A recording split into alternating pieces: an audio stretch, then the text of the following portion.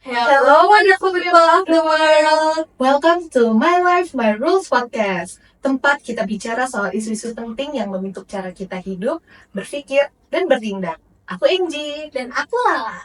Teman berdua akan ada teman baru dari Women Empowerment Indonesia, ada Mbak Desi yang akan menemani kita untuk bahas-bahas ekofeminisme untuk lebih lanjut.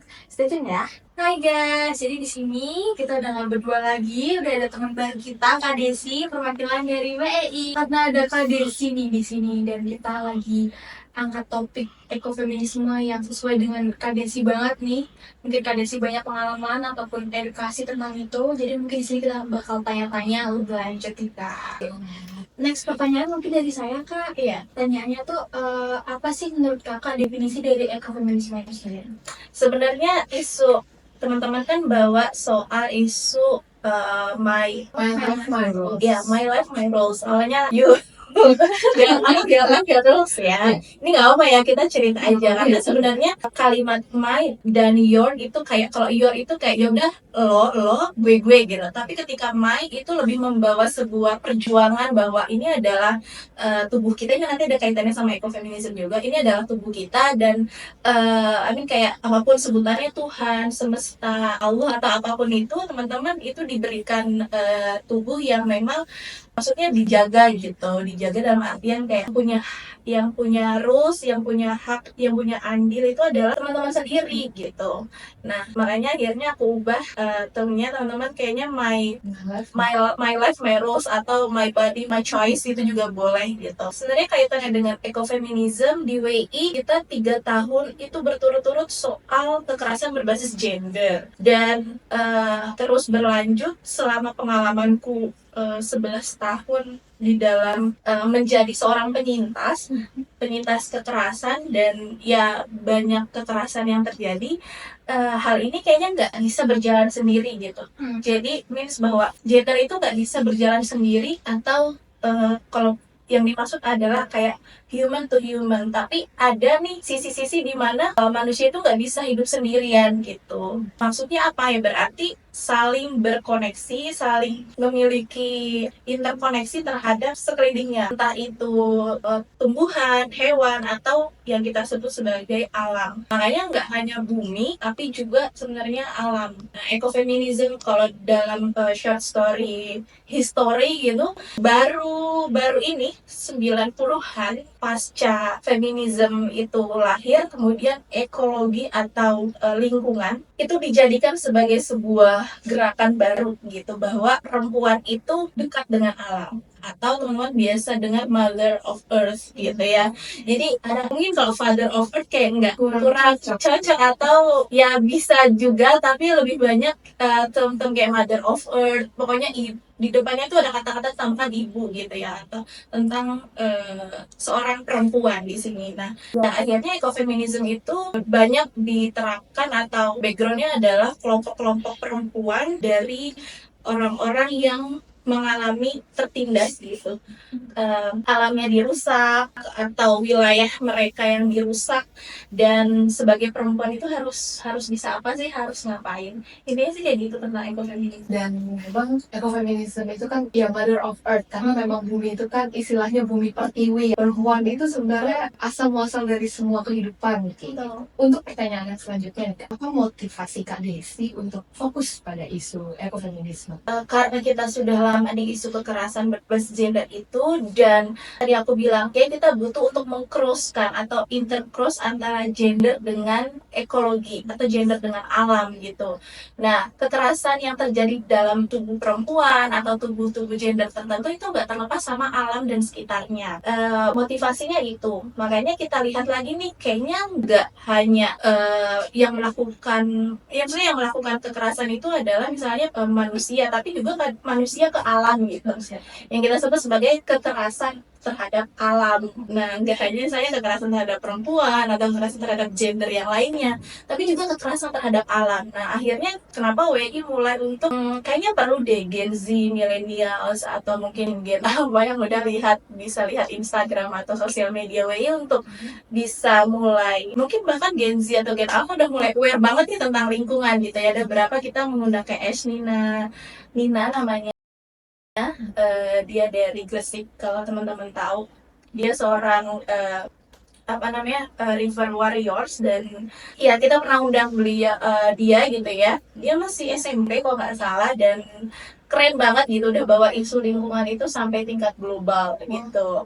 Dia ingin intercross antara kekerasan yang terjadi itu juga pasti nggak lepas dengan lingkungan, karena nanti bisa efeknya ke ekonomi juga, kekerasan ekonomi gitu kan. Kalau ada misalnya KDRT atau kekerasan apapun itu pasti juga akan berkaitan tuh dengan sekitarnya tuh, entah alamnya, entah kekerasan ekonomi, maksudnya selain fisik, psikologis gitu ya. Nah, jenis-jenis kekerasan inilah yang ingin WI libatkan semua, dan kita holistikan, kita perlihatkan ke teman-teman, khususnya mungkin perempuan. Jika ini terus terjadi, maka yang akan paling berdampak adalah perempuan gitu, dan anak. Nah, Kak, kan kalau data di Instagram sendiri itu kan menunjukkan ada 51% dari yang ikutan polling yang mereka sebenarnya tuh nggak tahu gitu tentang ekofeminisme. Mungkin contoh nyatanya itu seperti apa sih, Kak? Oke. Nah, sebenarnya kalau teman-teman tahu kemarin ada COP29, COP29 di Azerbaijan, teman-teman bisa cari. Jadi sebuah forum global dunia di mana petinggi-petinggi dunia nih hadir mewakili negaranya masing-masing gitu, untuk bagaimana nih mengurangi emisi karbon di bumi, dan juga gimana nih kelompok-kelompok beresiko maksudnya apa, ketika terjadi misalnya, teman-teman tahu lah, ini agak-agak political issue, tapi kayak proyek strategis nasional yang terjadi, atau misalnya di Purworejo di Wadas, Wadon Wadas. Nah, itu adalah salah satu gerakan atau bentuk ekofeminisme. Oke. Jadi teman-teman suka lihat nggak, misalnya ada ibu-ibu yang menghadang ke depan dari polisi-polisi atau tentara-tentara. Kenapa sih harus perempuan yang ke depan, dan bahkan mungkin sambil dia buka bajunya, jadi benar-benar kelihatan payudaranya gitu, karena ingin menunjukkan apa ya, mereka tuh takut sama perempuan sebenarnya, ya kan, polisi, TNI, bawahnya yang sifat-sifatnya ingin memindahkan kelompok-kelompok adat atau kelompok-kelompok warga yang sudah dari zaman nenek moyang itu tinggal di situ. Terus tiba-tiba ada proyek strategis nasional nih, mau dibangun waduk lah, ini mau dibangun PLTU lah, ini mau dibangun apa, dia mau nggak mau harus dipindahin, atau mau dibangun tol kan misalnya, dia mau nggak mau pindahin pekerjaan utamanya hilang. Misalnya pekerjaan utamanya adalah pertanian gitu, atau bertani. Terus ya udah, nanti dibayar aja nih, dikasih uang gitu kan, dikasih upah sebagai ganti rugi. Itu nggak make sense dan nggak apple to apple gitu. Ibaratnya pemerintah nanti punya jangka panjang untuk waduknya jadi seperti apa, tapi masyarakatnya atau kelompok perempuan ini bisa, dan juga anak-anak ini yang dulu mereka mungkin menganyam, yang dulu mereka mungkin bertani, terus tiba-tiba suruh jualan online. Nah, kayak nggak make sense, maksudnya kayak tiba-tiba harus mengalami revolusi secepat itu gitu. Adaptasi secepat itu yang belum tentu mereka bisa paham dengan waktu yang cepat. Nah, belum lagi dengan gaya-gaya pemerintah yang sifatnya represif gitu, baik dalam hal pemindahan warga, atau dalam misalnya menjadikan alam yang tadinya benar-benar yang masih yang asli, alami, terus tiba-tiba dirusak, dibabat habis, dibentuk sebuah pembangunan yang menurut mereka adalah modern gitu. Nah, itu udah nggak sesuai sih, maksudnya itu udah yang etika terhadap lingkungannya itu sudah nggak ada, dan yang tahu adalah yang tinggal di situ, ya nggak sih, maksudnya adalah warga yang tinggal di situ yang sebenarnya tahu bahwa pasti alam ini akan menangis, pasti alam ini akan merasa ditinggal oleh warga asli atau penduduk aslinya. Itu menurutku level yang agak berat, maksudnya ketika kita mikirin itu kayak, kayaknya nggak relate sama aku, karena aku ya tinggal di kota, hidupnya enak, terus ya aku dibiayain orang tua aku, dan that's it, it's my life gitu. Udah sih, aku nggak perlu ngurusin kayak gitu, nggak ribet, aku juga masih kuliah. Nah, akhirnya ini mencoba untuk gimana nih di level teman-teman mahasiswa, atau di level anak muda gitu lah ibaratnya, bisa berkontribusi terhadap alam, betul, terhadap lingkungannya. Kayak mungkin yang udah di question box ya, ada beberapa hal kayak misalnya mengganti pembalut plastik, pembalut sekali pakai, dijadikan pembalut kain atau Reusable ya. pembalut kain. Aku sendiri udah 3 tahun jadi pembalut kain atau kalau istilahnya men's pad atau men's scrub. Nah, atau tampon ada 3, jadi pembalut kain, men's scrub sama tampon. Nah, sebenarnya balik lagi, nah ini jadi soal hak-hak kesehatan seksual reproduksi nih. Nah, ini pokoknya alam itu maksudnya nggak akan jauh-jauh deh dari tubuh perempuan. Tubuh perempuan butuh apa? Air lebih banyak untuk apa? Untuk mandi, untuk mencuci menstruasinya, ya kan? Mungkin hal-hal itu nggak dialami oleh laki-laki. Nah, jadi hal-hal yang Keren banget ya. Nanti kalau yang wadas itu memang udah topik yang lebih berat lagi. iya. Tapi yang bisa kita di sini ya, maksudnya kita sebagai penduduk kota untuk menyuarakan atau awareness tentang ekofeminisme sesimpel ya pembalut diganti menjadi pembalut kain. Iya, banyak hal. Terus misalnya tote bag deh, mungkin teman-teman udah biasa ya bawa tote bag gitu kemana-mana. Ya, untuk mengurangi plastik ya. Jadi kemana-mana tuh ya udah belanja apapun tuh pakainya tote bag yang kita bawa gitu. Minuman, botol, gitu ya, tumbler gitu.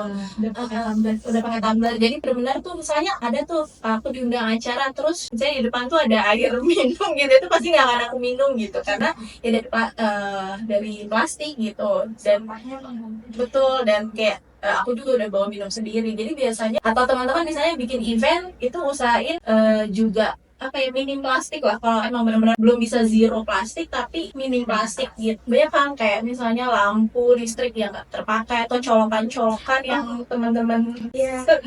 Atau sekarang lagi ada gerakan yang untuk skincare kita buangnya nggak cuma di tempat sampah, tapi ada biasanya kayak Sociola atau mungkin kayak tempat Balik lagi, Shopee yang terkenal, mereka nyediain tempat sampah yang nantinya bekas skincare-nya itu kita olah lagi.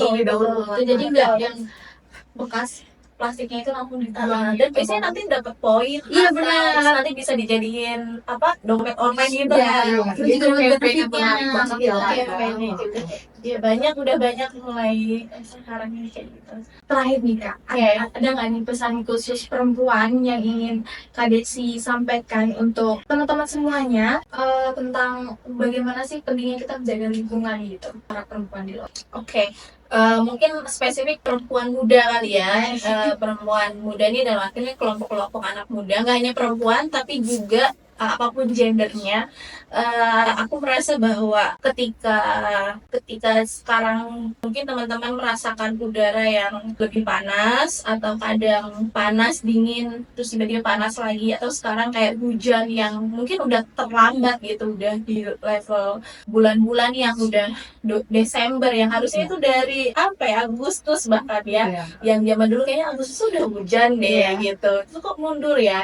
Nah jadi itu nyata banget gitu kalau kita rasain perubahan alam atau suhu bumi itu udah mulai naik gitu panasnya. Nah terus apa sih yang bisa kita lakukan?